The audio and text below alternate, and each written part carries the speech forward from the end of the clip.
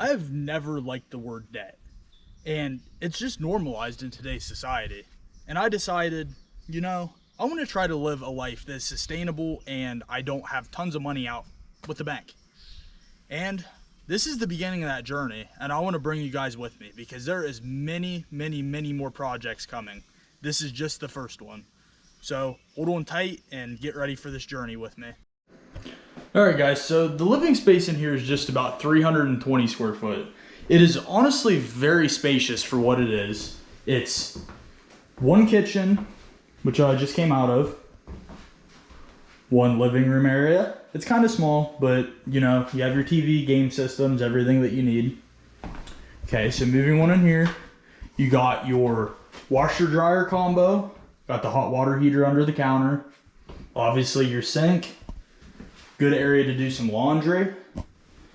This is going to be the toilet at some point. I have not got that far yet, but that is definitely a work in progress. Big shower with a seat in it. And a bedroom. That's my mini split. It's a 12,000 BTU air conditioner and heater. It does very good. It definitely struggles a little bit on that end. That's why I have the supplemental diesel heater over there. This is my supplemental propane heater in case something happens to both of my heaters. Very unlikely, but you never know. That's my air purifier. And that's about it. It's a one bedroom, one bathroom, kitchen, and living room. Everything you need, nothing you don't. All right, so this is the room that powers the whole entire container. So starting off down here, there's 4 lithium iron phosphate batteries. They're 50 amp hours a piece, and they're 51.2 volts each.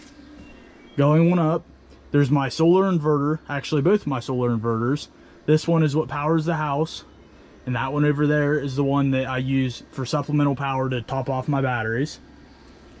This is a regular panel box that's in any other house. It feeds AC power to the rest of the building. This right here is my charge controller for my wind turbine. It hooks in to my batteries. This here is my water pump. It has a foot valve on it that keeps the pressure to a certain PSI so I never drop down and lose water pressure. That works pretty well.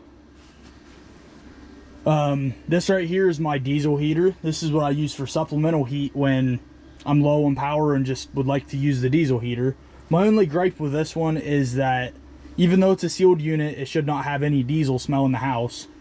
It does have somewhat of an odor. It's not super bad, but you definitely smell it for sure. And then one last thing.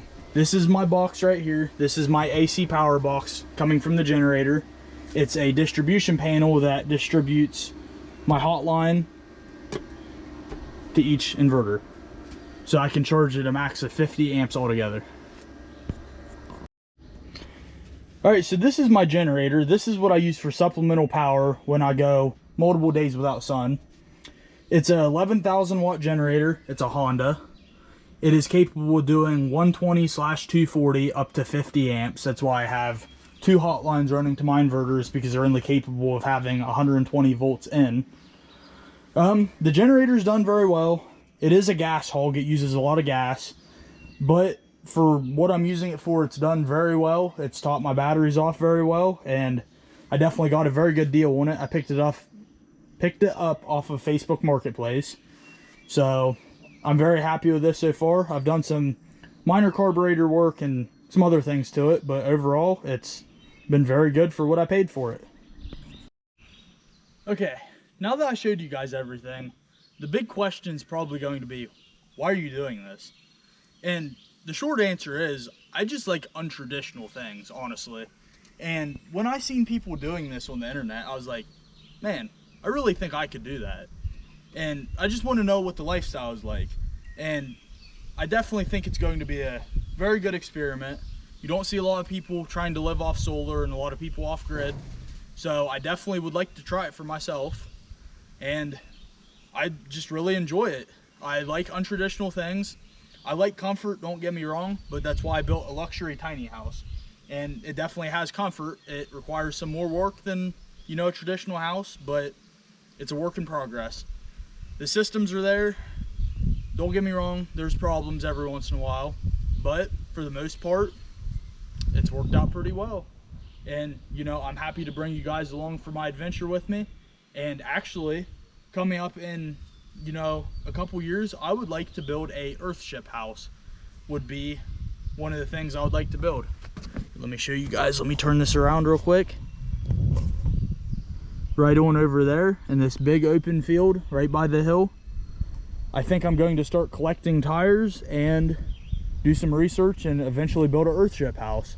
And I think that would be a really neat project to, you know, record and show the process of doing. And I think it would be a very, very cool house to live in.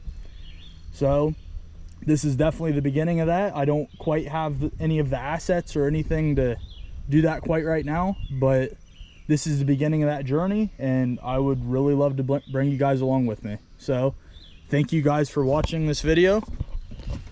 Thank you very much for watching this video. I will see you guys in the next one. Stay awesome.